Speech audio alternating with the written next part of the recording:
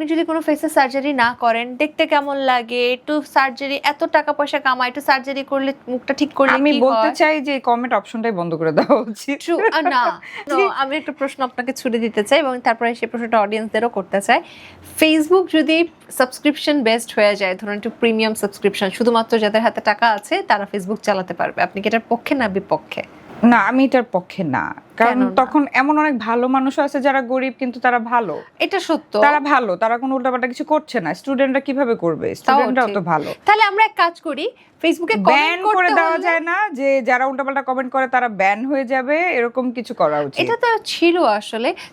আমার কথা কি যে নেগেটিভিটি কেন স্প্রেড করব? আমার হ্যাঁ। কথা হচ্ছে যে তোমার একটা মানুষকে ভালো নাই লাগতে পারে, তুমি অ্যাভয়েড করে যাও, তোমার তাকে Recently আনফলো করে দাও। আমি একটা নাটক দেখেছি কমেন্ট সেন্স, এবং এই প্রসঙ্গগুলো হ্যাঁ, নিয়ে হয়েছিল। হ্যাঁ। সো ব্যাপারটা এরকম যে মানুষ এত টক্সিক, এত নেগেটিভ, সবাই সাথে অন্যের Exactly. পেছনে বাংলাদেশের পড়ে মানুষ থাকে। কেন যেন অনেক টক্সিক, অনেক নেগেটিভ হয়ে যাচ্ছে।